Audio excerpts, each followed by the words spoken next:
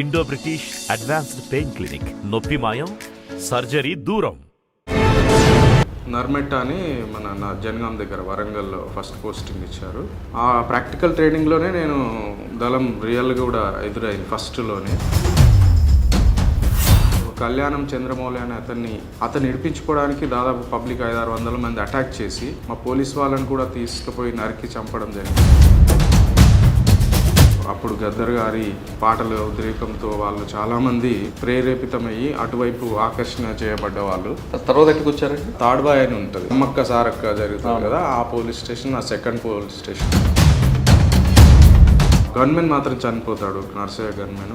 AK-47 కూడా పోతుంది. Pasara police స్టేషన్తో పాటు మరో 2 పోలీస్ స్టేషన్ బ్లాస్ట్ చేద్దాం అనుకున్న పథకాన్ని మీకు ఇన్ఫర్మేషన్ రావడం, ఆ ఇన్ఫర్మేషన్ వచ్చిన తర్వాత అసలు ఆ రోజు ఎపిసోడ్ ఏం జరిగింది, ఎలాగ దాన్ని మీరు అడ్డుకున్నారు? పసరా పోలీస్ స్టేషన్ నేను పోయేసరికి అది attack proof police స్టేషన్గా కట్టబడింది.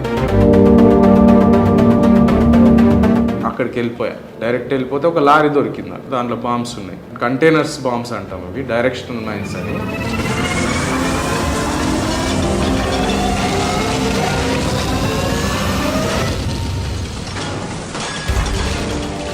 Tractor driver పరిగెత్తుకు వచ్చాడు, సార్ ఫైరింగ్ అవుతుంది అదే. మా పోలీస్ ప్రాణాలు కాపాడాలి, ముఖ్యంగా నాతో వచ్చిన వాళ్ళు CRPF వాళ్ళకు కూడా నష్టం జరగొద్దని చెప్పేసి నేను సేఫ్ ఉండడం జరిగింది.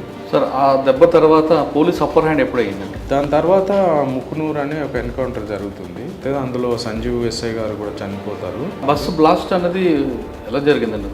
అది అంతకుముందు ఐలాపూర్ అనేది ఒక ఎన్కౌంటర్ అవుతుంది.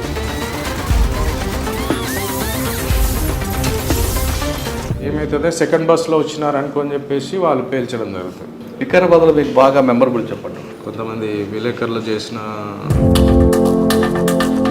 అమ్మాయి వేరే అతనితో కలిసి వచ్చింది. కలిసి వస్తే వీళ్ళు వెళ్ళి ఫొటోస్ తీసి వీడియోస్ తీసి వాళ్ళను బెదిరిస్తే అమ్మాయి వీళ్ళకి లొంగిపోవడంతో వాళ్ళు డబ్బులు గుంజుకున్నారు, ఫోన్ గుంజుకున్నారు, రేప్ చేశారు ఆ అమ్మాయిని. వికారాబాద్కి వచ్చినాక 2 yearsలోనే 10 మర్డర్లు అయ్యాయి. పోలీస్ స్టేషన్ పక్కనే ఒక ముస్లామే పాపం మంచం మీద ఉంటుంది, ఆమె లోకల్ బండితో కొట్టి చంపేసి ఆ గుండ్లు గుంజుకొని పోతాడు. మీరు అందరు లెజెండ్స్ చేశారు, శ్రీనివాస్ రెడ్డి గారు, స్టీఫెన్ రవీందర్ గారు, నల్లిని ప్రభాస్ గారు. అంటే నల్లిని ప్రభాస్ సార్ అయినా, స్టీఫెన్ సార్ అయినా, సజనా సార్ అయినా కానీ, సామ్య మిశ్రా మేడం కానీ, వీళ్ళందరూ కూడా నేను ఎదురుగా ఫైరింగ్ చేసిన సందర్భాలు చాలా ఉంది, ఇప్పటికీ కళ్ళలో కనబడుతుంటాయి నాకు. అప్పటి వెల్కమ్ టు క్రైమ్ డైరీస్. ఈ వారం మన guest 1996 batch police officer. Naxals police స్టేషన్కి దాడి చేద్దాం అనుకున్న సమయంలో తనకున్న ఇన్ఫర్మేషన్తో నక్సల్స్కి అవకాశం లేకుండా దాడిని తిప్పికొట్టడంలో సమర్థవంతంగా పనిచేస్తున్న ఆఫీసర్. పేరు శేఖర్ గౌడ్ గారు, DSP తాండూర్. శేఖర్ గౌడ్ గారు 1996 డిపార్ట్మెంట్కి వచ్చిన తర్వాత నక్సల్స్ మూవ్మెంట్ చాలా పీక్ స్టేజ్లో ఉండేది. ఆ సమయంలో వరంగల్ జిల్లాలో పసరా పోలీస్ స్టేషన్పై దాడి చేద్దామని నక్సల్స్ పెద్ద పథకం వేశారు. అప్పట్లో రాకెట్ లాంచర్స్, డైమండ్ మైన్స్ ద్వారా పోలీస్ స్టేషన్ బ్లాస్ట్ చేద్దామనుకున్న వాళ్ళు మెటీరియల్ అంతా తీసుకొచ్చి పసరా పోలీస్ స్టేషన్ సమీపంలో డంప్ చేస్తారు.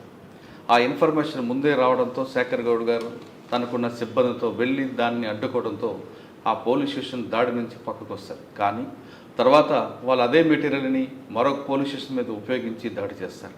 అసలు ఆ రోజు ఏం జరిగింది, ఎలా జరిగింది, ఇన్ఫర్మేషన్ నెట్వర్క్ ఏ విధంగా పనిచేస్తుంది, హ్యూమన్ ఇంటెలిజెన్స్ అనేది ఎంత ఉపయోగపడుతుంది, ఆ మూమెంట్లో ఎలాగ దాన్ని తిప్పికొట్టారనే విషయాన్ని ఆయన తెలుసుకున్నాం. సార్ నమస్తే. శేఖర్ గౌడ్ గారు, DSP తాండూర్. కానీ మీ పేరు పసరా పోలీస్ స్టేషన్కి ఇప్పటికీ చిరస్థాయిగా నిలిచిపోతుంది. పసరా పోలీస్ స్టేషన్ రౌండ్ ఎక్కడ కుట్టినా మీ తర్వాత దాన్ని సెక్యూరిటీ విషయంలో కూడా రౌండ్గా మార్చడం, అప్పట్లో దొరగారు వాళ్ళందరూ వచ్చింది దానికి సెక్యూరిటీ ల్యాబ్స్ ఉన్నాయని చెప్పడం ఉన్నది. కానీ పసరా పోలీస్ స్టేషన్తో పాటు మరో 2 పోలీస్ స్టేషన్ బ్లాస్ట్ చేద్దాం అనుకున్న పథకాన్ని మీకు ఇన్ఫర్మేషన్ రావడం, ఆ ఇన్ఫర్మేషన్ వచ్చిన తర్వాత మీరు దాన్ని మీ పోలీస్ స్టేషన్ వరకు చెక్ పెట్టడం, అసలు ఆ రోజు ఎపిసోడ్ ఏం జరిగింది, ఎలాగ దాన్ని మీరు అడ్డుకున్నారు, కానీ దాని తర్వాత రిటాలియేషన్గా వాళ్ళు చాలా విషయాలు చేశారు, ఏ విధంగా జరిగింది, ఈ ప్రశ్నకు సమాధానం చెప్పే ముందు శేఖర్ గౌడ్ గారు బై ఛాన్సా బై చాయిసా పోలీస్ ఇన్ఫార్మ్ చేసుకున్నారు? మీ కుటుంబ నేపథ్యం చాయిసే అండి, ఇది కావాలనే పోలీసులకు రావడం జరిగింది. అప్పుడున్న ఆ డేంజరస్ పరిస్థితులు. కానీ సాధారణంగా అప్పుడున్న మూమెంట్ వాళ్ళ అప్పర్ హ్యాండ్ ఉంది, పోలీసు ఉద్యోగం అంటేనే భయపడే రోజుల్లో మీరు పోలీసు యూనిఫామ్ ఎందుకు వేసుకోవాలనుకున్నారు? ఆ, వాస్తవంగా అప్పుడున్న పరిస్థితులలో ఛాన్సెస్ అనేటివి పోలీస్ డిపార్ట్మెంట్లకే ఎక్కువగా ఉండేది. ఇవేం ఆలోచించలేదు, డేంజరస్ పరిస్థితులు ఉన్నాయి అవి ఇవేం ఆలోచించలేదు. తప్పనిసరి పరిస్థితుల్లో మనకు యూనిఫామ్ వేసుకోవాలనే ఒక ఛాన్స్ వచ్చింది. అయితే దాన్ని వెనక్కి వెళ్ళాలనే ఆలోచన ఎప్పుడు రాలేదు. నక్సల్స్ ఉంటారు, వాళ్ళు పోరాటం చేయాలనే భయపడే పరిస్థితి ఏం లేదు. తర్వాత మాకున్న పోలీస్ అకాడమీ ట్రైనింగ్ కావచ్చు, గ్రేహౌండ్స్ ట్రైనింగ్ కావచ్చు, అది మరింత ధైర్యం ఇచ్చినాయి.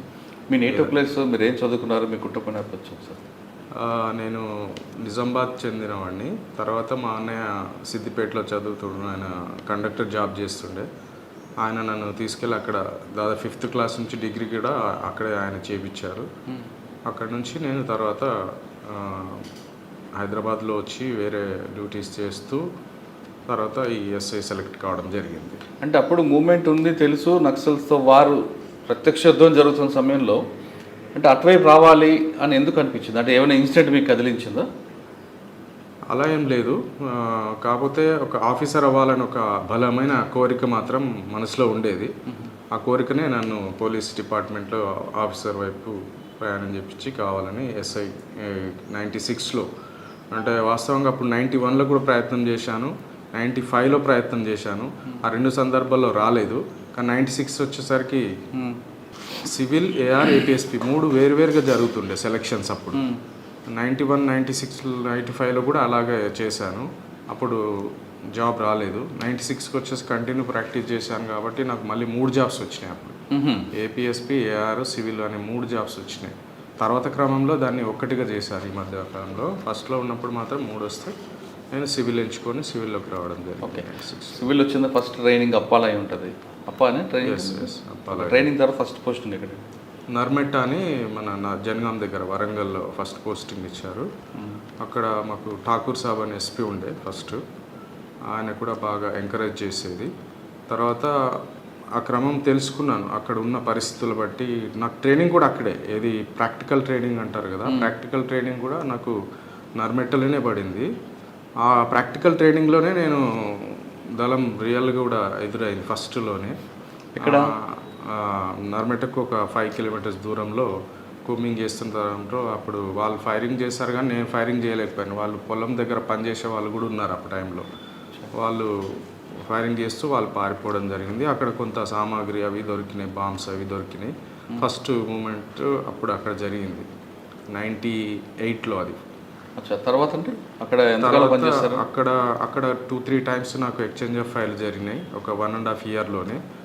తర్వాత అక్కడ నేను ముఖ్యంగా యూత్కు ఏదైతే అటువైపు ఆకర్షితులయ్యి, పోలీస్ అంటే నెగటివ్ అభిప్రాయం ఉంటుండే. ఎందుకంటే 1990-91లో అక్కడ ఒక పెద్ద ఇన్సిడెంట్ జరిగింది. పోలీస్ స్టేషన్ మీద ప్రజలందరూ అటాక్ చేసి ఒక కళ్యాణం చంద్రమౌళి అనే అతన్ని, ఒక మిలిటెంట్ను అరెస్ట్ చేస్తే అతను ఇడిపించుకోవడానికి దాదాపు పబ్లిక్ 500-600 మంది అటాక్ చేసి మా పోలీస్ వాళ్ళని కూడా తీసుకుపోయి నరికి చంపడం జరిగింది. అక్కడ 3 పోలీసులు చనిపోయారు. అతన్ని పోలీస్ స్టేషన్లో బంధించిన అతన్ని కూడా వాళ్ళు తీసుకెళ్ళిపోయారు. అది కేసు అయింది వాళ్ళందరిపైన, 300 మంది పైన. అట్లాంటి సంఘటన జరిగింది. అంటే పోలీసులకి అగెనిస్ట్గా ఉన్న ప్రజలు ఆ టైంలో, అప్పుడు గద్దర్ గారి పాటల ఉద్రేకంతో వాళ్ళు చాలామంది ప్రేరేపితమయ్యి అటువైపు ఆకర్షణ చేయబడ్డ వాళ్ళు. అలాంటి పరిస్థితుల్లో నేను అక్కడికి వెళ్ళాను. దాన్ని ఏం చేశామంటే పోలీసులకు ప్రజలతో సంబంధాలు ఉంటేనే మనము సక్సెస్ కాగలుగుతాం అనుకొని నేను ఏం చేశానంటే యూత్కు ఒక స్పోర్ట్స్ మీట్ పెట్టడం జరిగింది. దానిలో ఏంటంటే కబడ్డీ, వాలీబాల్, క్రికెట్ అట్లాంటి వాళ్ళకి పెట్టడం వల్ల యూత్ చాలామంది అట్రాక్ట్ అయ్యి మా పోలీస్కు చాలా పెద్ద పెద్ద గ్రౌండ్లు వేయించాను. అప్పుడున్న చిన్న పోలీస్ స్టేషన్ అయినా సరే అప్పుడు వెంకట నరసయ్య సిఏ గారు, ఠాకూర్ సాబు, మాకు అనురాగ్ శర్మ సార్ డిఐజీ గారు ఉండే అప్పుడు, వీళ్ళందరూ కూడా కోఆపరేషన్ చేయడంతో నేను అది చాలా సక్సెస్ఫుల్ చేసినాను. ఈ విషయం తెలిసి మన అప్పుడున్న డీజీ గారు ఆ నర్మెటకు రావడం జరిగింది. స్వయంగా ఆయనే ఎవరైతే విజేతలు ఉన్నారో వాళ్ళకి అందరికి కూడా 98లో ఆయన ఆ ప్రాంతానికి వచ్చి అందరి విజేతలకు బహుమతులు ఇవ్వడం జరిగింది. అప్పుడు అప్రిషియేట్ చేశారు, మంచి కార్యక్రమం చేశావు, పోలీసుకు ప్రజలకు మధ్యలో సంబంధాలు మంచిగా పెరిగాయి నీ ఈ కార్యక్రమం ద్వారానే ఆయన అప్రిషియేట్ చేశారు. నాకు ఆ జీవితంలో ఫస్ట్ పోలీస్ స్టేషన్లో ఎన్ని చేసినా ఆ ఇన్సిడెంట్ నాకు బాగా నచ్చుతుంది. యూత్ను అటువైపు నక్సలిజం వైపు పోకుండా ప్రజలతో పోలీసులు మమేకమై ఉండేటట్టు చర్యలు తీసుకున్నాను. అది నాకు నచ్చిన అంశం అక్కడ. సార్ సాధారణంగా అది మీరు చెప్పే ఇంత ఈజీ అయిన వ్యవహారం కాదు అది. పోలీస్కి ప్రజలకి మధ్యన పచ్చగడ్డేస బగ్గుమనే పరిస్థితి అది 98 99. మీరు వెళ్ళి గేమ్స్ పెట్టడం మాత్రాన వాళ్ళు కాకుండా మీరు మోటివేషన్ ఏ విధంగా చేసుకొచ్చారు వాళ్ళు అటు నేను ఆ యూత్ కేవలం గేమ్స్ పెట్టిన మాత్రాన వాళ్ళు ఇటు వస్తారని కాదు. అవును. అయితే యూత్తో నేను గేమ్స్ పెట్టే ముందు ఒక 3-4 మంత్స్ పనిచేయడము, అక్కడ అంతకుముందు కూడా నేను ప్రాక్టికల్ ట్రైనింగ్ 5 మంత్స్ ఉండడము, ఈ 1 ఇయర్ కాలంలో అక్కడ ఎక్కువగా నేను గ్రామాలకు వెళ్ళి వాళ్ళతో కలవడము, వాళ్ళకి ఏ విధంగా మనం మంచి చేయగలుగుతాం అనేది పబ్లిక్ని అందరికి కలవడం, మాట్లాడడము. ముఖ్యంగా యూత్ ఎందుకో అట్రాక్ట్ అయినరు ఆ టైంలో. పోలీసు పోలేని పరిస్థితులు అప్పుడు ఉన్నాయేమో, ఎంతసేపు ఫైరింగ్లు, తీసుకుపోవడాలు, కొట్టడాలు అట్లాంటివి ఉన్న సిచ్యువేషన్లో నేను ప్రాక్టికల్ ట్రైనింగ్ ఉండి ఛార్జ్ తీసుకున్న నెక్స్ట్ డేనే వెల్దండ అనే గ్రామం ఉంటుంది. అక్కడ వెల్దండ గ్రామం జస్ట్ 5 కిలోమీటర్స్ ఉంటుంది పోలీస్ స్టేషన్కి. 30-40 మంది నక్సల్స్ అటాక్ చేసి కరువు దాడిని చేశారు. కరువు దాడిలో మొత్తం వాళ్ళ ఇంట్లో ఉన్న సామాన్లు, ఒక 5-6 పెద్దవాళ్ళ ఇంట్లోకి వెళ్ళి సామాన్ మొత్తం తీసుకెళ్ళిపోయారు. కరువు దాడి అంటే నేను రిపోర్ట్ చేసి ఆ ఛార్జ్ తీసుకున్న నెక్స్ట్ డేనే నాకు ఆ సంఘటన జరిగింది. ట్రైనింగ్లోనే ఫైరింగ్ జరిగింది. తర్వాత క్రమంలో కూడా 2-3 ఫైరింగ్ జరిగినాయి. ఇవన్నీ కూడా నేను బ్యాలెన్స్ చేస్తూ పబ్లిక్తో మోటివేట్ చేయడం అనేది బాగా చేయడం జరిగింది. అక్కడ ఎక్కువగా ముఖ్యంగా యూత్ను చేయడం జరిగింది. వాళ్ళు ఆ టార్గెట్ చేసి అప్పుడే అక్కడ కూడా అంబుష్ చేసే ప్రయత్నం చేసారు ఒకసారి. కానీ ఆ రోజు నేను వెళ్ళలే బయటికి. యాక్చువల్గా నేను 2 o'clockకే ఒక ఇన్సిడెంట్ చేస్తారు కావాలని. వేరే వాళ్ళ ఇంట్లోకి వెళ్ళి ఒక చైన్ తెప్పుకొని పోవడము. నాకు ఆ ల్యాండ్ లైన్ ఉండేది ఆ రోజు.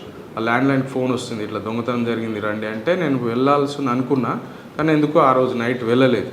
ఆ రోజు అంబుష్ ఉందని తర్వాత క్రమంలో మాకు తెలిసింది. దాదాపు 20 మంది పోలీస్ స్టేషన్ ఊరు అవతల ఉంటుంది. ఆ ఊర్లోకి వెళ్ళాలంటే నేను ఖచ్చితంగా ఆ రూట్లో వెళ్ళాలి. ఆ రోజు వాళ్ళు అంబుష్ చేశారని తర్వాత తెలిసింది. ఆ రోజు నేను పోయింటే అదే రోజు ఫస్ట్ పోస్టింగ్లోనే అయ్యేది.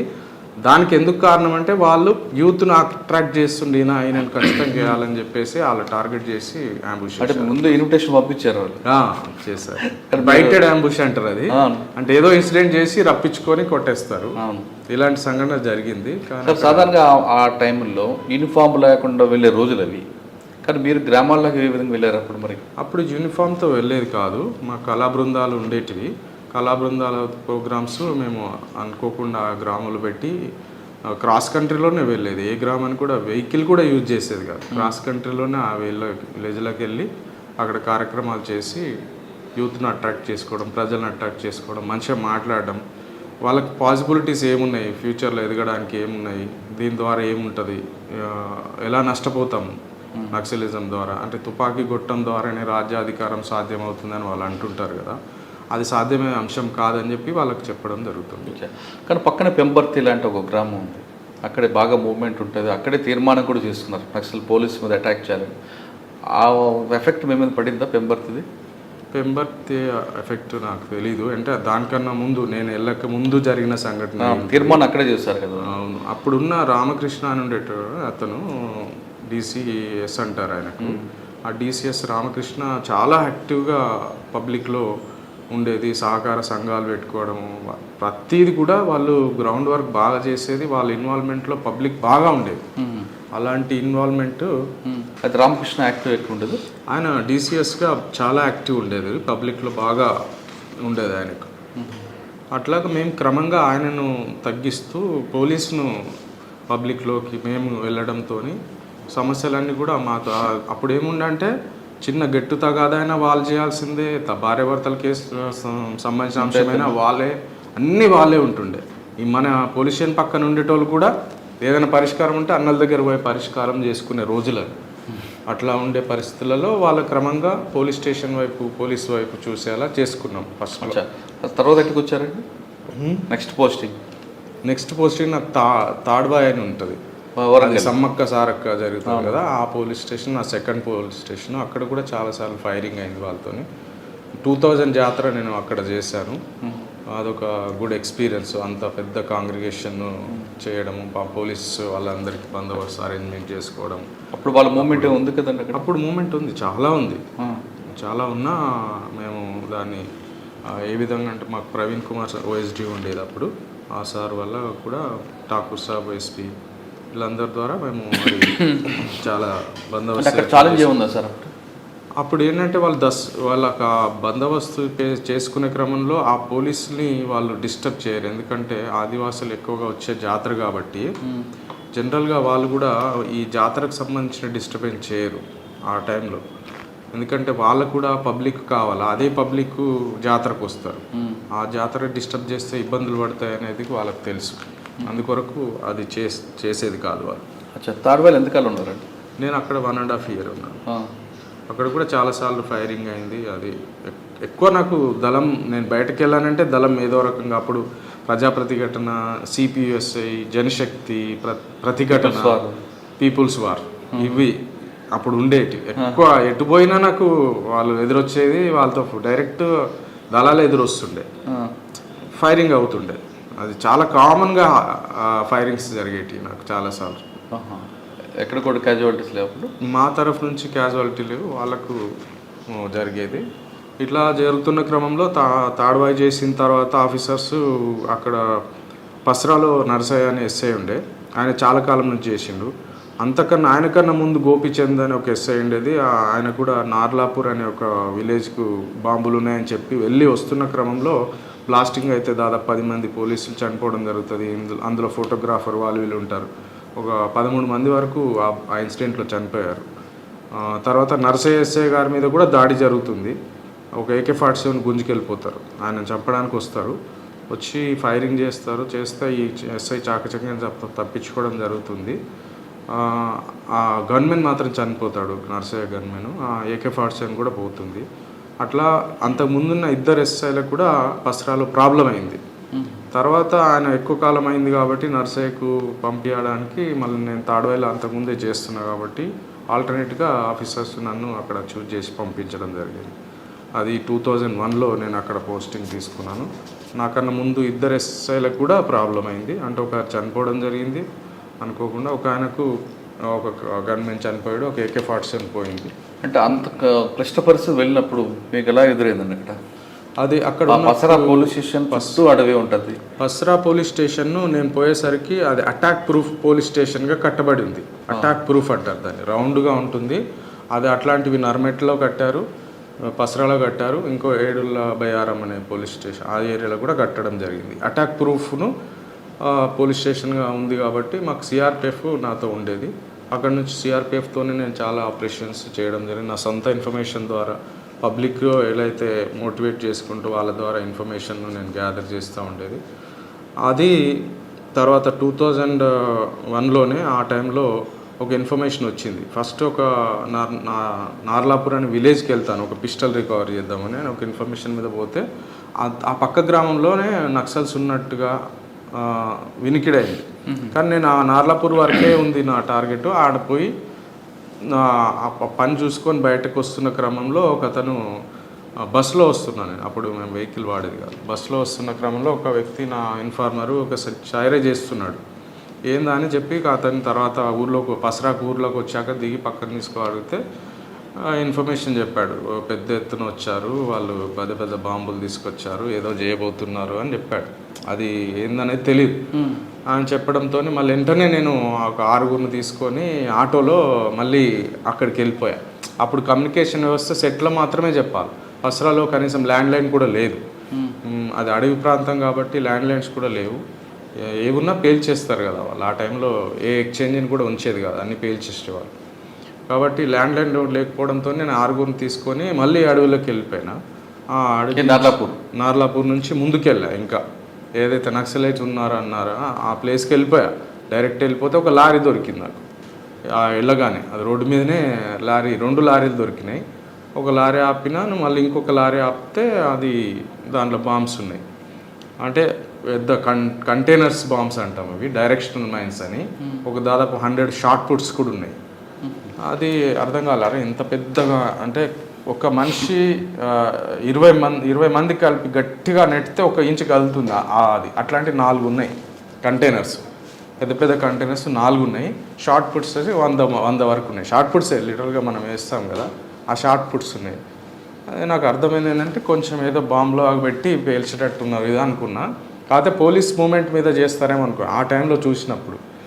అయితే మళ్ళీ వెలిగింది నాకు ఏంటంటే గతంలో కూడా సేమ్ అదే పాయింట్లో గోపిచంద్ గారు కొంచెం ముందు 2-3 కిలోమీటర్ల తేడాలో గతంలో ఆయన కొన్ని బాంబులు ఉన్న ఇన్ఫర్మేషన్తో వస్తాడు. అతను తిరిగి తీసుకెళ్ళిపోతున్నప్పుడు ఆయన మీద దాడి జరుగుతుంది, ఆయన చనిపోవడం జరుగుతుంది. అది నాకు మెదిలింది, అరే ఇదేదో ట్రాప్ చేసే ఇంత పెద్దవి పట్టుకోవడానికి ఇట్లా ఇచ్చారా ఏదో అని కొంచెం అనుమానం కలిగింది. మధ్యాహ్నం 2 గంటలకే నేను అది పట్టుకున్నాను. తీసుకొచ్చే క్రమంలో ఊర్లో ఉంది అది, ఇట్లా కొంచెం ముందుకు వచ్చేసరికి లారీ దిగబడిపోయింది. వాళ్ళు అక్కడే పక్కన ఉన్నారంట, అది నాకు తెలియదు. వాళ్ళు 100 మంది వరకు అప్పుడు ప్లటూన్స్ అనేది, మిలిటరీ ప్లటూన్స్ అనేది వాళ్ళని. Khammam military platoon, Adilabad military platoon, Warangal military platoon 3 కూడా అక్కడ ఉన్నాయి.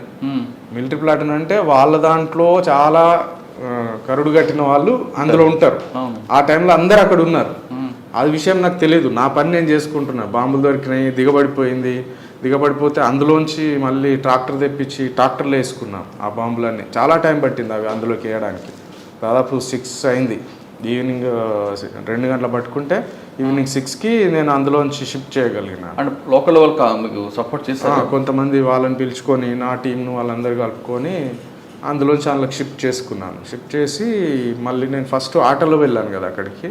ఫస్ట్ ఆటోలో నేను వెళ్ళలేదు, ఇక మళ్ళీ రిటర్న్ ప్రోగ్రామ్ ఆటోలో చేయకూడదని చెప్పేసి నేను కొద్దిగా మార్చి ఆటోని ముందు వెళ్ళిపోమని చెప్పారు. ఆయన ఎవరో ప్యాసింజర్ దొరికితే ఆయన ఎక్కించుకొని వెళ్ళిపోయి మాకు దాటాడు ఒక 1/2 కిలోమీటర్ ఏమో, కిలోమీటర్ లోపలికి జంగిల్ మధ్యలోంచి ఉంటుంది, అడవి మధ్యలోకి వెళ్ళి బాట.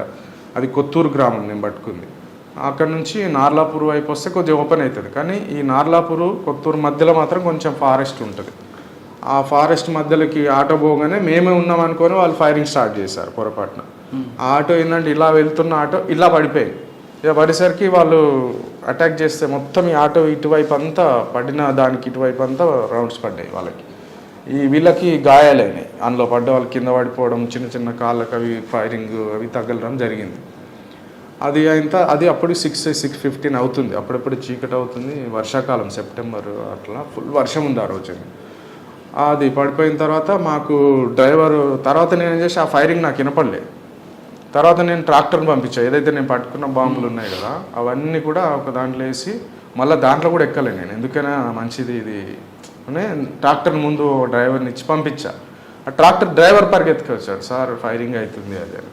అప్పుడు అర్థమైంది, ఓహో ఇదంతా ప్లాన్ ప్రకారం ఏదో జరుగుతుందని చెప్పేసి ఊరోళ్ళందరూ నాకు హెల్పింగ్ వచ్చారు. పబ్లిక్ అంతా, నేను అంతకుముందు పోలీస్ స్టేషన్ ఏదైతే తాడువాయి పని చేశానో ఆ గ్రామంకి సంబంధించిన వాళ్ళందరూ నెక్స్ట్ పోలీస్ స్టేషన్ పసరకు వచ్చాను నేను. ఆ ఊరోళ్ళు అంతా గుర్తుపడతారు కాబట్టి ఊరోళ్ళందరూ వచ్చి మేము మాకు ప్రొటెక్ట్ చేస్తాము, ఏదైతే అడవి బాట ఉందో ఆ అడవి బాటలోంచి మీరు దాటే వరకు మేము ఉంటామన్నారు.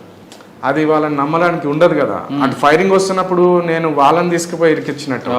పబ్లిక్ సేఫ్టీ ముఖ్యం, మా సేఫ్టీ ఎంత ముఖ్యమో పబ్లిక్ సేఫ్టీ కూడా అంతే ముఖ్యం కాబట్టి నేను అది ఒప్పుకోలేదు. అట్లొద్దు, మేమే ఏదో చూసుకుంటాం, మీరు అందరూ వెళ్ళిపోండి అని చెప్పేశాను. సెట్లో మా సీఏ అప్పుడు నాగరాజ్ సార్, ఈ మధ్యన సిపి నిజామాబాద్లో రిటైర్డ్ అయ్యారు, ఆ సార్ ఉండే, ఆయనకి ఇన్ఫర్మేషన్ సెట్లో ఇచ్చాను, ఇట్లా పట్టుకున్నాము ఇదంతా ఉందంటే సేఫ్గా ఉన్నారా అంటే అప్పటి వరకు సేఫ్గా ఉన్నానన్నాను. తర్వాత బ్యాటరీ డిశ్చార్జ్ అయిపోయింది, ఇక అది పనిచేయలేదు. పైగా అది పైకి ఎక్కి ఏదో బిల్డింగ్ ఎక్కి మాట్లాడాను, ఆ కొద్దిసేపు వచ్చింది, ఆ ఇన్ఫర్మేషన్ పోయింది. ఇక తర్వాత వాళ్ళకు కమ్యూనికేషన్, మా హెడ్ క్వార్టర్స్తో కమ్యూనికేషన్ బంద్ అయిపోయింది. ఆ లోపల చీకటి అయిపోయింది. చీకటి అయిపోయిన కొద్దిసేపటికి వాళ్ళు ఏంటంటే మేము 6 ఉన్నామని తెలిసిపోయింది వాళ్ళకి. తర్వాత మా మీద అటాక్ చేయడానికి వాళ్ళు చూస్తారని అర్థమైపోయింది. ఇక తర్వాత నేనేం చేశానంటే టాక్టికల్ మూవ్మెంట్ చేశాను. అప్పుడు వాళ్ళకి చిక్కొద్దు, ఇటు ప్రజలకి ఏం కావద్దు, ఇటు నాతో పార్టీకి నేను ఏమో ఆఫీసర్లకు చెప్పకుండా వచ్చాను ఆ పార్టీ. ఎందుకంటే ఆవేశంతో పనిచేసేది ఉంటుండే అప్పుడు, అంటే సరైన కమ్యూనికేషన్ వ్యవస్థ లేదు కాబట్టి నేను ఇన్ఫార్మ్ చేయకుండా ఏదో దొరుకుతుంది కదా ఖచ్చితంగా ఏదో పని అవుతుంది అన్నట్టుగా బాంబులు అన్నారు కాబట్టి అప్పుడు ఎంపీటీసీ జెడ్పీటీసీ ఎలక్షన్స్ 2001లో ఆ ఎలక్షన్స్కి ఇదేమన్నా పొరపాటు చేయడానికి అవకాశం ఉంటుంది కదా, దాన్ని నివారిద్దాం అన్నట్టుగా నేను వెళ్ళిపోయాను. పట్టుకున్నాము, కానీ అంతలోపు అది వాళ్ళ ట్రాప్లోకి మళ్ళీ వెళ్ళిపోయింది. నేను ఏదైతే పట్టుకున్న ట్రాక్టర్ ఏదైతే ఉందో వాళ్ళ ట్రాప్లోకి వెళ్ళిపోయింది. చీకటి అయింది. నేను కౌంటర్ అంబుష్ చేసేటట్టుగా లేదు, ఎందుకంటే నా దగ్గర ఉన్న 5-6 ఉన్నారు. వాళ్ళు కూడా సిఆర్పిఎఫ్ వాళ్ళు, స్పెషల్ మెన్ ఎవరు లేకుండే. సిఆర్పిఎఫ్ వాళ్ళతో మళ్ళీ అటాక్ చేయడం అనేది, మనం కౌంటర్ చేయడం అనేది సాధ్యం కాదు. అది మళ్ళీ మనకు డేంజర్ అవుతుంది అని చెప్పేసి నేను టాక్టికల్గా ఆ పాయింట్ ఈ పాయింట్ వాళ్ళకి దొరకకూడదు. ఆ టైంలో ఏంటంటే నేను వాళ్ళని కాపాడుకోవాలా అని చెప్పేసి కొద్దిసేపు టాక్టికల్గా మూమెంట్ ఉండు చూస్తూ ఉన్నాను. ఈ రాత్రంతా ఊరిన వర్షం. వెనక్కి వెళ్ళాలని ముందుకైతే వెళ్ళలేను, వెనక్కి వెళ్ళి ఒక తోవలోంచి వెళ్తే మళ్ళీ తాడవాయి చేసి తేరుకోవచ్చు. కానీ జంపన్న వాగు ఉధృతంగా వస్తుంది, అది దాటడానికి రాదు. ఎందుకంటే 2001లో బ్రిడ్జి లేదు దానిపైన, 2002లో బ్రిడ్జి కట్టారు. 2001లో నేను అటు క్రాస్ అవ్వడానికి రావట్లేదు, ఇటు చూస్తే ఇటు ముందుకు పోవడానికి లేదు, అంబుష్ ఉంది. ఆ మధ్యలో ఇరికినాం. అయితే అక్కడే ఇక చాలాసేపు ఉండి ప్రాణాలు కాపాడుకోవడానికి, మా పోలీస్ ప్రాణాలు కాపాడాలి ముఖ్యంగా, నాతో వచ్చిన వాళ్ళు సిఆర్పిఎఫ్ వాళ్ళకు కూడా నష్టం జరగొద్దు అని చెప్పేసి నేను సేఫ్ ఉండడం జరిగింది. వాళ్ళు ఏం చేస్తారంటే వాళ్ళు ఆ ట్రాక్టర్ని వాళ్ళ మధ్యలోకి వెళ్ళిపోయింది కాబట్టి ఆ ట్రాక్టర్ని వాళ్ళు తీసుకొని అడవిలోకి వెళ్ళిపోయారు. అది జరిగింది. తర్వాత క్రమంలో నాకు మార్నింగ్ 9 o'clock గ్రే హౌండ్స్ వచ్చింది. అదైతే జంపన్న వాగు ఉందో అది దాటుకొని నాకు వచ్చి వాళ్ళు హెల్ప్ చేస్తే ఆ సీన్లో చెక్ చేస్తే ట్రాక్టర్ వెళ్ళిపోయింది. ఒక్కొక్క చెట్టు దగ్గర ఇన్ని రౌండ్స్, AK-47 రౌండ్స్ ఏదైతే ఆటో మీద ట్రాక్టర్ మీద కొట్టారు కదా, అంటే ఒక 50 చెట్ల దగ్గర ఇన్ని AK-47 రౌండ్స్ కనపడ్డాయి మాకు. అంటే అంత ఫైర్ చేశారు మేము ఉన్నాం అనుకుని వాళ్ళు.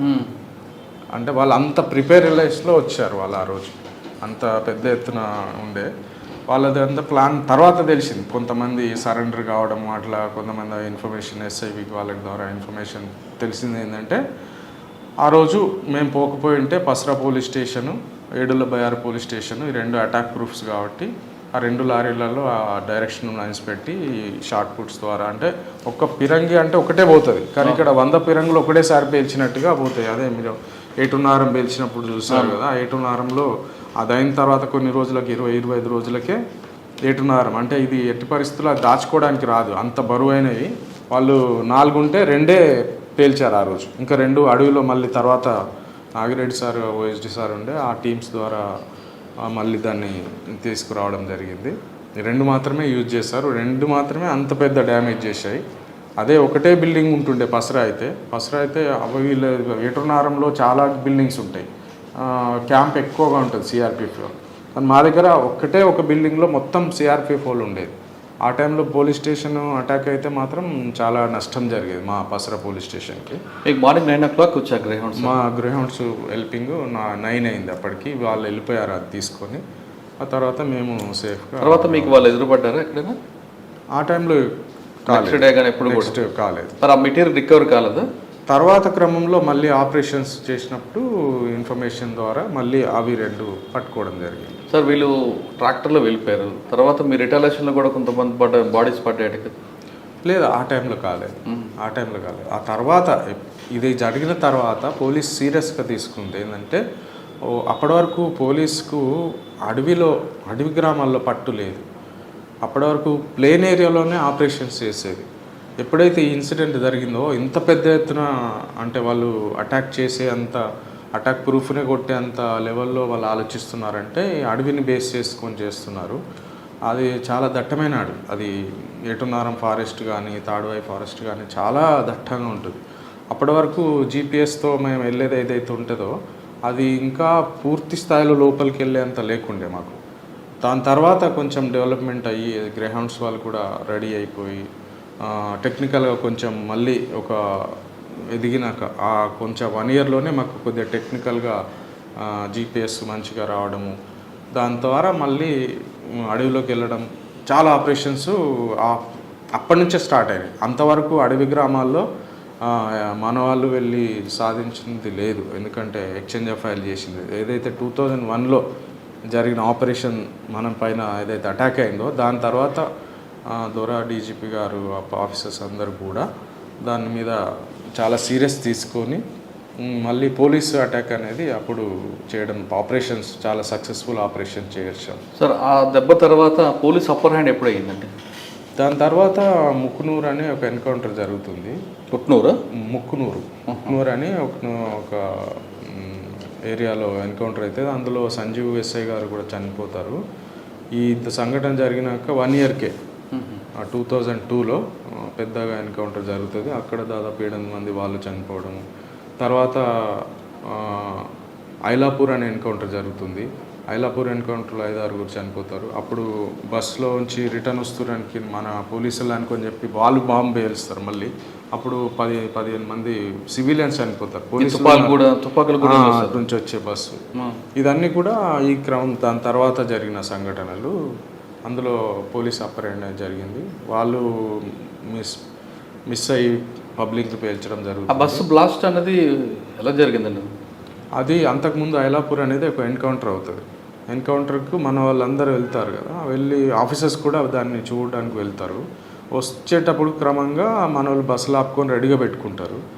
అయితే కొంతమంది ఎక్కాల్సిన దాంట్లో ఎక్కకుండా అది ముందు వెళ్ళిపోతుంది. ఒక బస్సు మనది ముందు వెళ్ళిపోతుంది. వాళ్ళు కొంచెం లేట్గా వస్తారు. అది ఏమవుతుంది, సెకండ్ బస్సులో వచ్చినారు అనుకొని చెప్పేసి వాళ్ళు పేల్చడం జరుగుతుంది. అప్పటికే మన వాళ్ళు ఒక బస్సులో ముందు వచ్చేస్తారు కొంతమంది. కానీ అది ఒక ఇన్స్పెక్టర్ చాలా టాక్టికల్గా తీసుకెళ్తారు కదా బస్సుని. అవునవును. అంటే అది వాళ్ళు మనకు ఎప్పుడు ఎంతసేపు అదే థింకింగ్ ఉండుంటే, అంటే ఒక సంఘటన జరిగిందంటే వాళ్ళు వచ్చి ఖచ్చితంగా ఉంటారు, ఇడా వీళ్ళు ఏదో ఒకటి చేస్తారు అనే ఒక మనకు ఎప్పుడు అట్లా అవగాహన ఉంటుండే. దాని ద్వారా మనం ఎత్తుపై ఎత్తు వేసేది. మా పోలీస్ అంతా కూడా అక్కడ ఎత్తుపై ఎత్తు వేస్తూనే చేయాల్సి వచ్చేది. కాబట్టి అట్లా ఆ క్రమంలో పోలీసు సేఫ్గా వెళ్తుంది. కానీ వాళ్ళు అనుకోకుండా వేరే బస్సును పేల్చేస్తారు. దాంట్లో పసర తర్వాత ఎక్కడ చూసారండి మీకు బాగా గుర్తుండిపోయింది? ఇంకేముందో పసరలో అక్కడే ఇంపార్టెంట్. కానీ అక్కడ మీ దగ్గర సరెండర్స్ కూడా ఎక్కువ ఉన్నాయి కదా? సరెండర్స్ కూడా అయ్యారు, చాలామంది సరెండర్స్ అయ్యారు. తర్వాత నేను మళ్ళీ నలిన్ ప్రభాత్ సార్ ఉండే, అప్పుడు బాగా చేసిన వాళ్ళకి కిరణ్ కుమార్ అనే ఎస్ఐ కూడా ఎటునారంలో ఆ బ్లాస్టింగ్లో ఎస్ఐ ఉండేది. తిరుపతి సార్ అంటే సిఐ ఉండేది.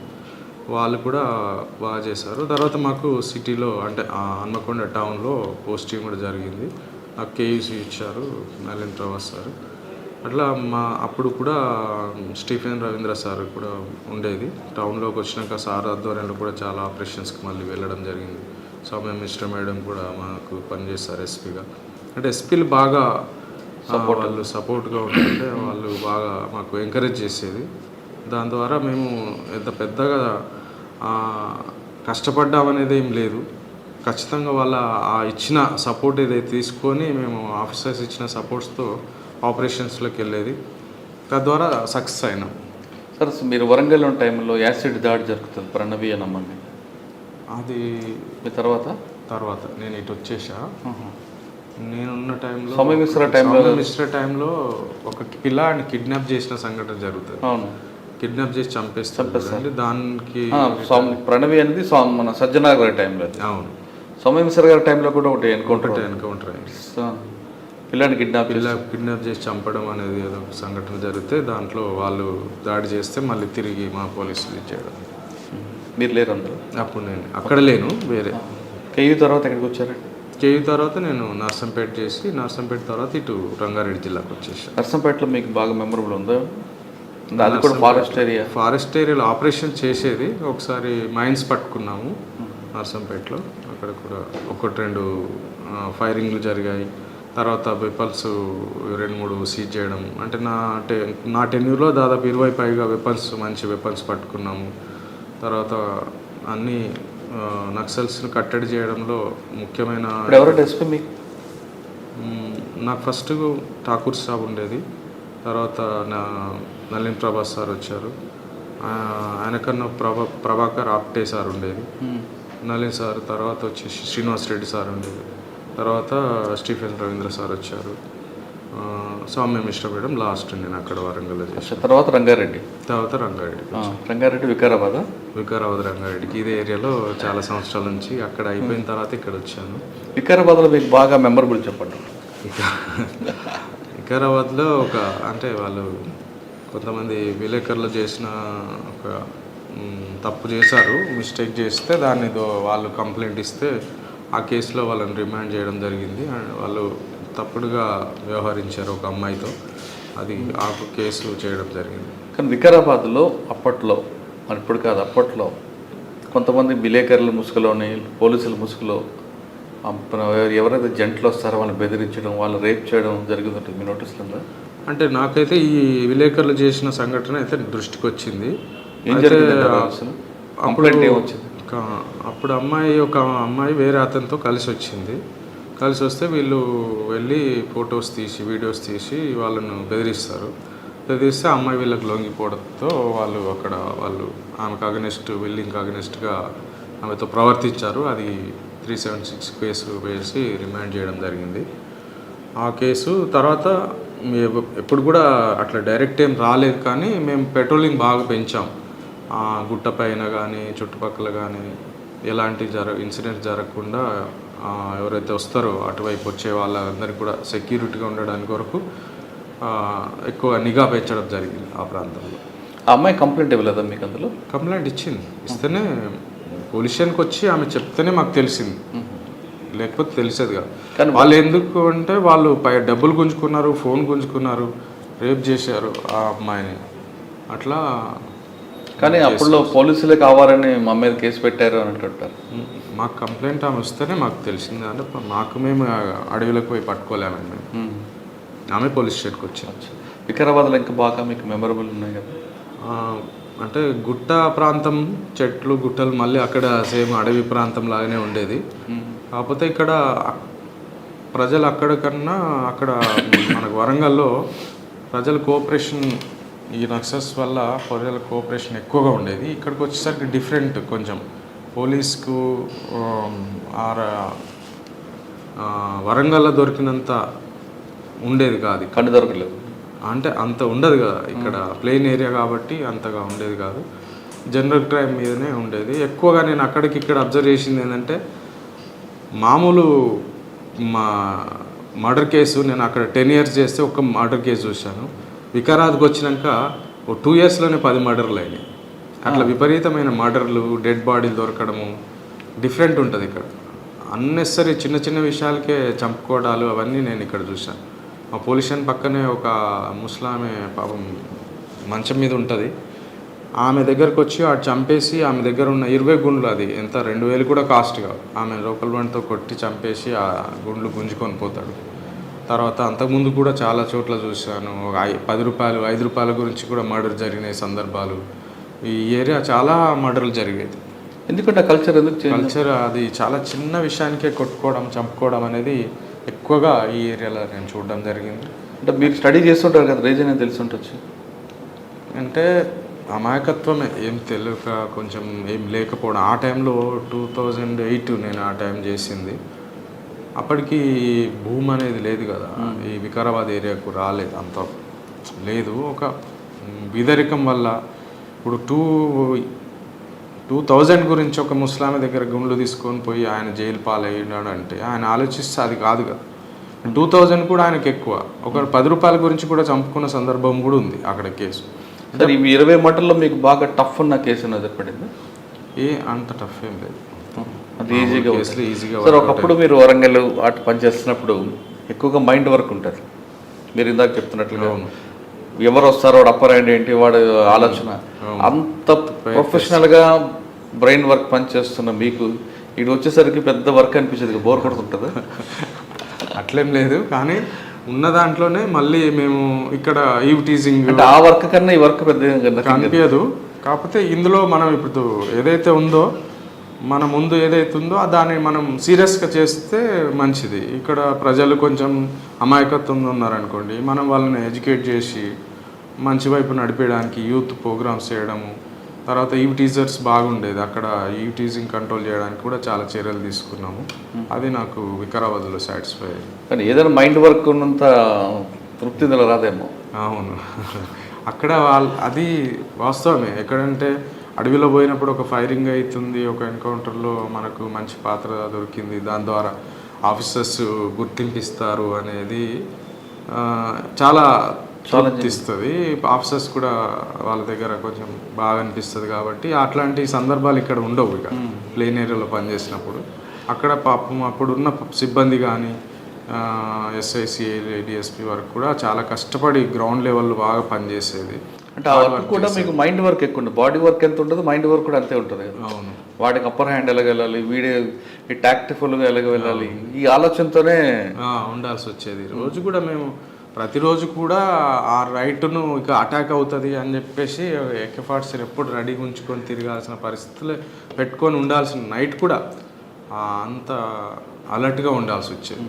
ఏ రోజు కూడా మేము అశ్రద్ధ చేయలేము ఆ విషయంలో, సెక్యూరిటీ విషయంలో.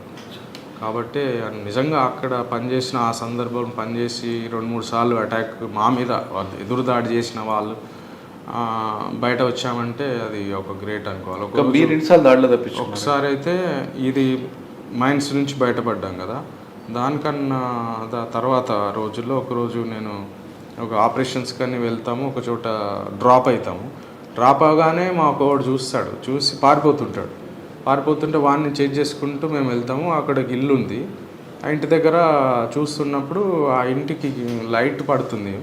ఎక్కడ పోయాడని చూస్తుంటే అటు నుంచి దడ ఫైరింగ్ వచ్చేసి గోడకు బుల్లెట్లు దిగిపోయాయి. ఒక్క క్షణంలో అది కానీ పడి ఉంటే చాలా దగ్గర నుంచి బుల్లెట్స్ పడ్డాయి మాకు. అది LB నగర్ అంటారు ఆ ఊరు పేరు, చిన్న గ్రామం యాక్చువల్గా. అక్కడ ఇమీడియట్గా మేము పొజిషన్ తీసుకొని మళ్ళీ రిటాలియేట్ చేసాము. అటువంటి నష్టం జరగలే, మాకు నష్టం జరగలే. అది ఊరు అసలు యాక్చువల్గా చిన్న ఊరు, గుట్టలకి దగ్గరగా ఉంది ఆ అడవి ప్రాంతానికి. అక్కడ మా డ్రాపింగ్ పాయింట్ ఉంటుంది ఎప్పుడు జనరల్గా. అదే టైంకు వాళ్ళు వచ్చినట్టున్నారు, అనుకోకుండా మేము ఫైరింగ్ జరిగింది. తర్వాత నాకు అదే పసరా అంటే గోవిందరావుపేట మండలం. ఒకరోజు వాళ్ళు MR ఆఫీస్ పేల్చాలని అనుకుంటున్నారు ఈ నైట్ అని చెప్పేసి ఇన్ఫర్మేషన్ వచ్చింది.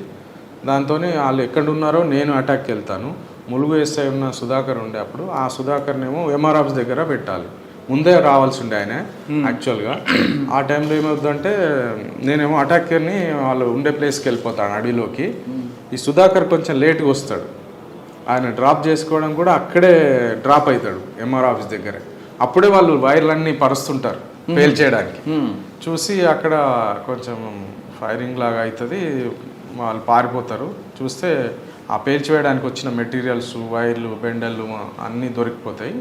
ఆ రోజు ఇన్ఫర్మేషన్ అంత అడ్వాన్స్ ఇన్ఫర్మేషన్ రావడం, నేనే ముందే ఉంటే అందులో కూర్చొని ఉంటే మంచి ఎన్కౌంటర్ అయ్యేది. కానీ ఆపరేషన్ తేడా వల్ల అది నేను అడవిలోకి వెళ్ళిపోయి అక్కడ అటాక్ చేద్దామని నేను వెళ్ళిపోవడం, ఈయన ఇక్కడ ఉండడంతో కొంచెం వర్కౌట్ అవ్వలే యాక్చువల్ ఆ రోజు. కానీ అదొక తృప్తి ఇచ్చే అంశం, అంటే పేల్చాలనుకున్నది కూడా ముందే నేను ఆపగలిగిన అనే ఒక ఇన్ఫర్మేషన్ తీయగలిగిన. ఆఫీసర్ ఎవరంటే మీకు SP అప్పుడు నలిన్ ప్రభాస్ సార్ ఏమన్నారు? అంతే, అన్నిట్లో కూడా మాకు నలిన్ ప్రభాస్ సార్ బాగా గుర్తింపు ఉండేది.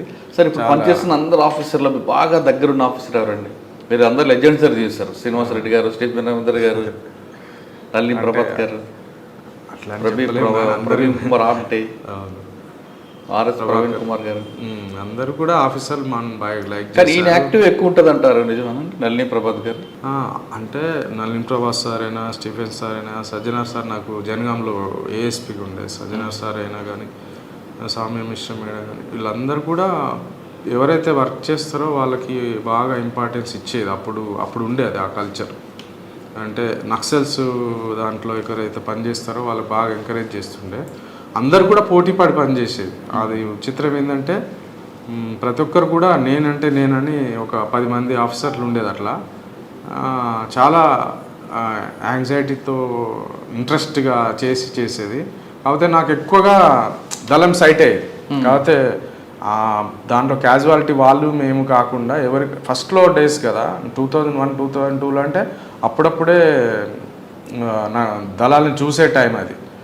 అంతకుముందు బ్యాచ్లో దళాలు తక్కువ కనపడేది, కానీ నాకు చాలాసార్లు దళం కనపడి వాళ్ళ గ్రూవ్లో ఇట్లా ఫైరింగ్ చేస్తుంటే నేను ఎదురుగా ఫైరింగ్ చేసిన సందర్భాలు చాలా ఉంది, ఇప్పటికీ కళ్ళలో కనబడుతుంటాయి నాకు. అప్పటి సార్ ఫస్ట్లో పసరా ఉన్నప్పుడు ఆ ఇన్ఫర్మేషన్ రావడంతో మీ ఆఫీసర్ చెప్పకుండా వెళ్ళిపోయారు కదా, తర్వాత దాని మీద క్లాస్ స్పీకర్ ఏం లేదు అంటే ప్రభాకర్ ఆప్టే ఉండేది, ఎందుకు వెళ్ళారు, అంత రిస్క్ ఎందుకు తీసుకున్నారు అని అన్నారు. అంత రిస్క్ అంటే తప్పదు కదా మనకు. వాళ్ళే వచ్చి ఆ రోజు నేను తర్వాత సార్ రియలైజ్ అయ్యారు, అంటే రిస్క్ ఎందుకు తీసుకున్నా అన్నాడు. కానీ తర్వాత తెలిసింది ఏది పోలీస్ స్టేషన్కే అది వస్తుంది అని తెలిసి మళ్ళీ ఇమ్మీడియట్ ఆయన వచ్చారు.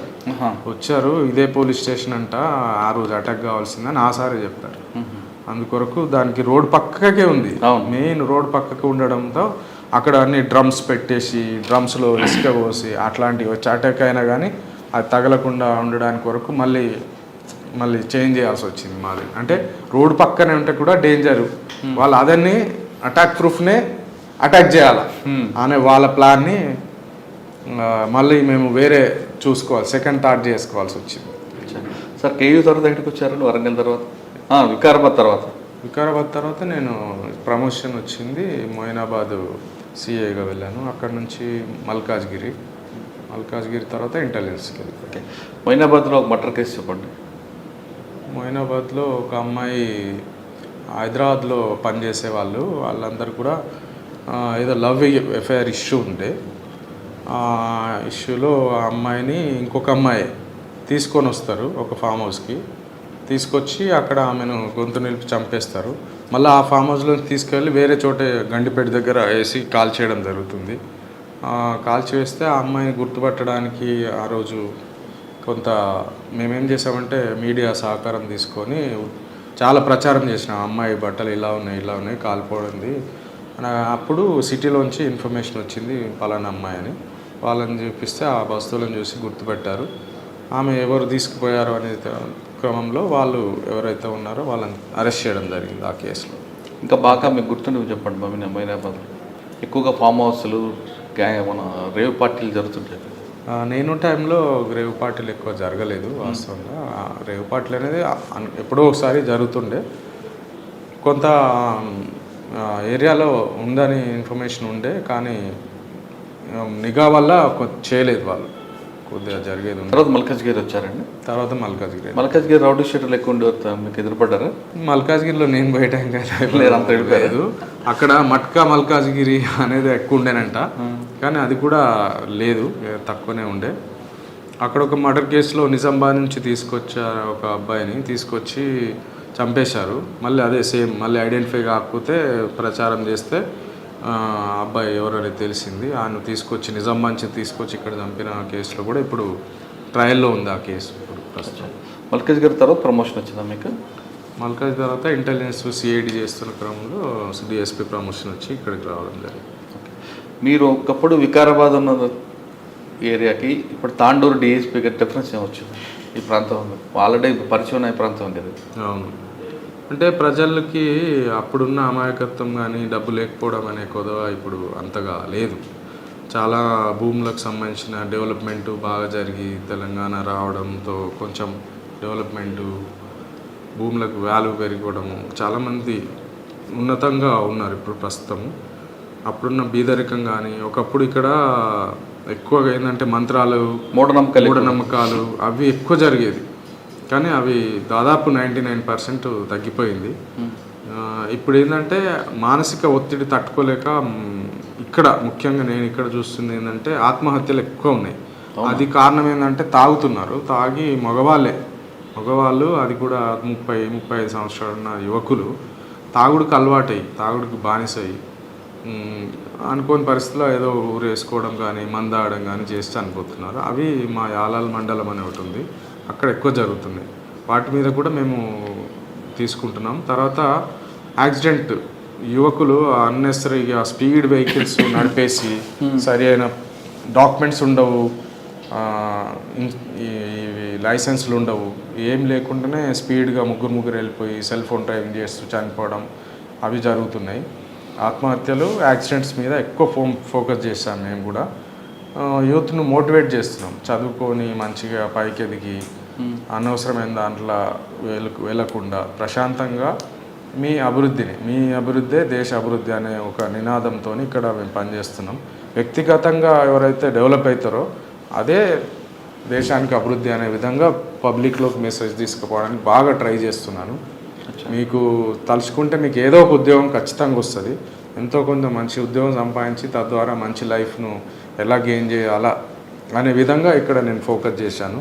ఎందుకంటే గతంలో నేను నక్సలిజంలోకి వెళ్ళకుండా యువకుల్ని ఎట్లాగైతే ఆపామో, ఇక్కడ చెడు అలవాట్లకు బానిస కాకుండా దేశానికి ఒక మంచి పౌరుడు ఎట్లా రావాలా అనే విధంగా ఆలోచించి నా ఏరియాలో నేను ప్రోగ్రామ్స్ చేస్తున్నాను, మోటివేట్ చేస్తున్నాను. ప్రతి స్కూల్ విజిట్ చేస్తున్నా. చిన్న 6th క్లాస్ నుంచి డిగ్రీ వరకు పిల్లల్ని కూడా ఇక్కడ నేను కలుస్తున్నాను.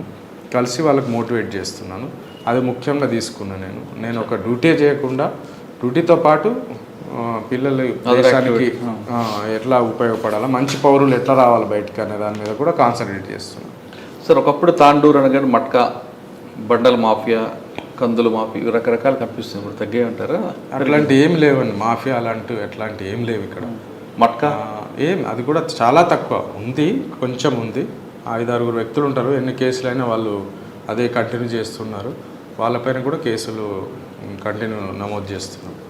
మీకు పక్కన కర్ణాటక బోర్డర్ ఉంది, ఎక్కువగా లిక్కర్ కూడా ట్రాన్స్పోర్ట్ అవుతుంటుంది, గుడంబా ఉంటుంది. అది లేదండి. వాస్తవంగా నేను గమనించాను. ఇక్కడ మట్కా కొంచెం ఉన్నా కానీ బయట నుంచి వచ్చేది లేదు. ఎందుకంటే మన దగ్గర తక్కువ ఉంది, వాళ్ళ దగ్గర ఇప్పుడు ఎక్కువైంది. బాటిల్ కాస్ట్ వాళ్ళ దగ్గర ఎక్కువ. అచ్చా. కాబట్టి అది ఇక్కడికి రాదు. ఇప్పుడు ఇదే అక్కడికి పోవాలి కానీ అక్కడి నుంచి వచ్చేది లేదు. సారా అంటే సారా చాలా తక్కువ. ఒకప్పుడు ఉన్నట్టుగా ఇప్పుడు అసలు సారా లేదు. ఎందుకంటే అన్ని దగ్గర అంతటా కూడా దొరుకుతుంది, ఈ బాటిల్ దొరుకుతుంది కాబట్టి అది లేదు ఇప్పుడు. ఓకే సార్, తాండూరు అనగా మీరు అన్నట్టు మూఢనమ్మకాలు ఉండేవి, వీళ్ళందరూ మార్పు కోసం తీసుకొస్తున్నారు. దీని రిజల్ట్ ఏమైనా నెలకొందండి?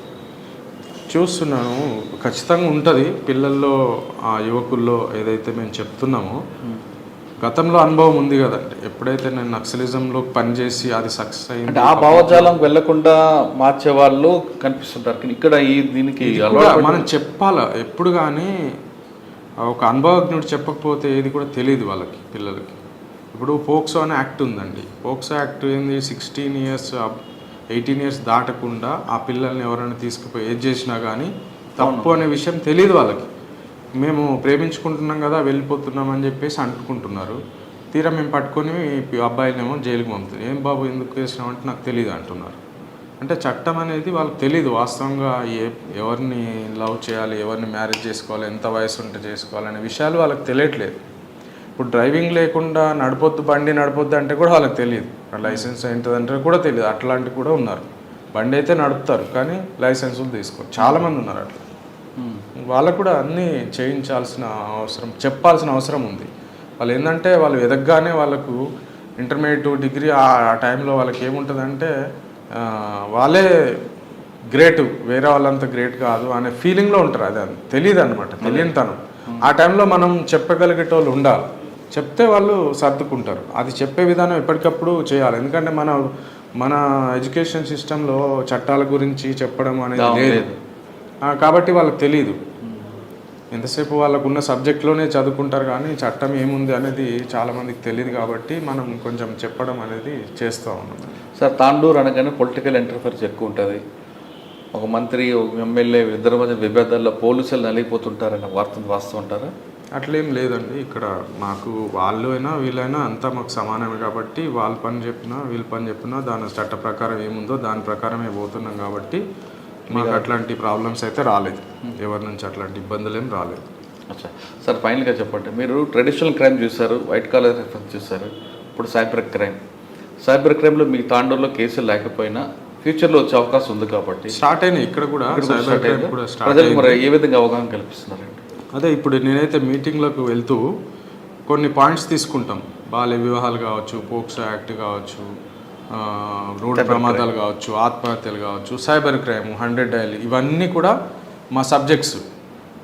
ఈ అన్ని అంశాలపైన నేను స్పృశించేటట్టుగా మేము వాళ్ళకు అవగాహన కల్పిస్తాం. ఎస్ఐలు, సిఏలు, నేను అందరు కూడా కొన్ని అంశాలు తీసుకుంటాం. ఆ అంశాలలో సైబర్ క్రైమ్ కూడా ఒక అంశం కాబట్టి ఆ సైబర్ క్రైమ్ అంశం కూడా పబ్లిక్కు తెలియజేస్తాము. సైబర్ క్రైమ్ను ఎట్లా డీల్ చేయాలో కూడా మా పోలీసుకు అవగాహన కల్పిస్తాం. అది కొత్తగా మా కోర్టెడ్ సార్ ఎస్పీ గారు, ఆయన కూడా బాగా చొరవ తీసుకుంటారు. ఆయన కూడా చాలా ఇంపార్టెంట్ ఇస్తారు. ఇది రోడ్డు ప్రమాదాలు జరగొద్దని, తర్వాత ఆత్మహత్యలు ఆగేటట్టుగా చేయడం కానీ, సైబర్ క్రైమ్ మీద అవగాహన కానీ, ఇవన్నీ కూడా ఎస్పీ కోర్టెడ్ సార్ బాగా తీసుకుంటారు. ఇక్కడ ఏ తరహా వస్తున్నాయి సైబర్ క్రైమ్? ఏమో ఇది యాప్లో రుణాలు తీసుకోవడం అనే దాని మీద ఎక్కువగా ఉంది. లాటరీస్ అనే దాని మీద ఉంది. ఇట్లాంటివి ఉన్నాయి కొన్ని. బట్ వాటి మీద అవగాహన కల్పిస్తుంది. ఎందుకంటే చైనా యాప్లో ఒకసారి లోన్ తీసుకుంటూ వాటి కట్టకపోతే ఆ కుటుంబం సూసైడ్ చేసుకుంటారు. అవునవును, కొన్ని జరుగుతున్నాయి. వీటిని మేము అవగాహనతోనే వాళ్ళకి చెప్తా ఉన్నాం. వాళ్ళకు కూడా ఇబ్బందులు ఎక్కడ, కానీ ఎక్కువ దొరకట్లేదు. ఆ అక్యూజ్డ్లు ఎవరైతే ఉంటారో వాళ్ళు సైబర్ క్రైమ్ సంబంధించిన నేరస్తులు దొరకట్లేదు. కొన్ని క్లోజ్ చేయాల్సి వస్తుంది. అది ఎందుకంటే రాజస్థానం అటు నుంచి ఎక్కువ వస్తున్నారని తెలుస్తుంది. సార్ ఫైనల్గా చెప్పండి, ఒకప్పుడు సిచ్యువేషన్ బాగా బ్యాడ్గా ఉన్న టైంలో మీరు చాయిస్ పోలీస్ యూనిఫామ్ తీసుకుని వచ్చారు, తెలుసు మీకు అక్కడ టఫ్ అని. ఇప్పుడు ఆ సిచ్యువేషన్ లేకపోయినా కొంతమంది డిపార్ట్మెంట్ రావాలనుకుంటుంటారు, వాళ్ళకి ఇచ్చే మెసేజ్ ఏంటి? అంటే ఛాలెంజ్ మారుతుంటాయి, అప్పుడు ఒక ఛాలెంజ్ ఉంది, ఇప్పుడు ఒక ఛాలెంజ్ ఉంది. నేను చాలామందికి మా మెన్కు మా పోలీస్ కానిస్టేబుల్స్కి వాళ్ళందరికీ మాట్లాడేటప్పుడు ఏం చెప్తానంటే, యూనిఫామ్ వేసుకోవాలని చాలామందికి ఒక ఇంత చిన్నపిల్లాడు కూడా ఒక తుపాకీ పట్టుకున్న పోలీస్ కానిస్టేబుల్ డ్రెస్ చూడగానే ఒక రకమైన ఫీలింగ్తో ఉత్తేజం అనేది వస్తుంది వాళ్ళకి. తర్వాత అప్పుడప్పుడు మేము వెళ్తుంటే సడన్గా పిల్లలు వచ్చి సెల్యూట్ కొడుతుంటారు. అంటే అది ఒక రకమైన ఫీలింగ్. అది అంటే ఈ యూనిఫామ్కి ఇచ్చేటువంటి ఒక గుర్తింపు, గౌరవం, అది అందరికీ దొరకమంటే దొరకదు. చాలామందికి ఇది యూనిఫామ్ వేసుకోవాలని ఉంటుంది కానీ సాధించలేరు. కానీ కొంతమందికే సాధ్యమై అన్ని పరీక్షలు నెగ్గి ముందుకు వచ్చి వేసుకుంటారు. వాళ్ళు వచ్చిన వాళ్ళు కూడా ఎట్లా ఉండాలంటే, గతంలో దేవుడు ఒక పని చేసేది, దుష్ట శిక్షణ శిష్ట రక్షణ, ఇది ఇప్పుడు పోలీస్ చేస్తుంది. అంటే నువ్వు ఒక దేవుడికి సంబంధించిన దూతలాగా ఇక్కడ ఉండి ఆ పని చేస్తున్నావు కాబట్టి ప్రౌడ్గా ఫీల్ అయ్యి మీరు చేయండి అని చెప్తాను. వచ్చే వాళ్ళకు కూడా అంతే, కొత్తగా చేరే వాళ్ళకు కూడా అదే ఒక మంచి భావంతోనే పోలీసులోకి రావాలా, ప్రజలకు సేవ చేయాలా, వాళ్ళు ఎక్కడైతే అమాయకత్వం ఉన్న వాళ్ళకు మంచి చేసుకుంటూ నీ అవసరం ఎక్కడుందో అక్కడ ఐడెంటిటీ ఇస్తూ పనిచేయాలని చెప్పి సూచిస్తాను. వాళ్ళు ఖచ్చితంగా అట్లాంటి వాళ్ళు యువకులు ఎవరైతే ఉత్సాహంతో ఉన్నారో వచ్చి చేయవచ్చు. మంచి ఒక ఉన్నతమైన భావం ఉంటుంది ఇందులో పనిచేసినప్పుడు. చాలామంది లక్షల కోట్ల మంది కోరుకుంటే దొరకంది ఇది, కాబట్టి ఇది చేయవచ్చు, రావచ్చు. ప్రజలకు సేవ చేయాలంటే police department the best platform అంటున్నారు శేఖర్ గౌడ్ గారు. అయితే ఈ అవకాశం అందరికీ రాదు, కోట్ల మందిలో కొంతమందికి వస్తుంది. కాబట్టి దీన్ని చాలా గర్వంగా, నీతిగా, నిజాయితీగా పనిచేస్తే ప్రజలు ఎప్పుడూ మేము గుర్తుపెట్టుకుంటారంటే శేఖర్ గౌడ్ చెప్తున్నారు. ఛాలెంజెస్ మారుతుంటాయి, పరిస్థితులు మారుతుంటాయి, కానీ పరిస్థితులకు అనుగుణంగా మనం కూడా మారాలి. టెక్నాలజీకి అనుకూలంగా ఎప్పటికప్పుడు అప్డేట్ అయితే ఖచ్చితంగా ఈ డిపార్ట్మెంట్లో ప్రజలకు సేవ చేయొచ్చు, క్రిమినల్స్ పాలేట ఉక్కుపాదం మోపొచ్చు అంటున్నారు ఆయనకున్న తన అనుభవం. ముఖ్యంగా చెప్పాలంటే ఆయన డిపార్ట్మెంట్కి వచ్చినప్పుడు దినదిన గండం దీర్ఘాయుష్మాన్ టైంలో వచ్చారు, కానీ తర్వాత అక్కడున్న ఛాలెంజ్ని ఎదుర్కొని ఈరోజు ఈ స్థాయిలో ఉన్నారు. శేఖర్ గౌడ్ గారిని రోల్ మోడల్గా తీసుకుంటే ఖచ్చితంగా చాలామంది ఆఫీసర్లు ఫ్యూచర్లో మంచి ఆఫీసర్గా పేరుంటారని తెలుస్తుంది. ఇది ఈ వారం శేఖర్ గౌడ్ గారు ఎక్స్క్లూజివ్ ఇంటర్వ్యూ. వచ్చే వారం మరో గెస్ట్తో మళ్ళీ కలుద్దాం. అంతవరకు నమస్తే.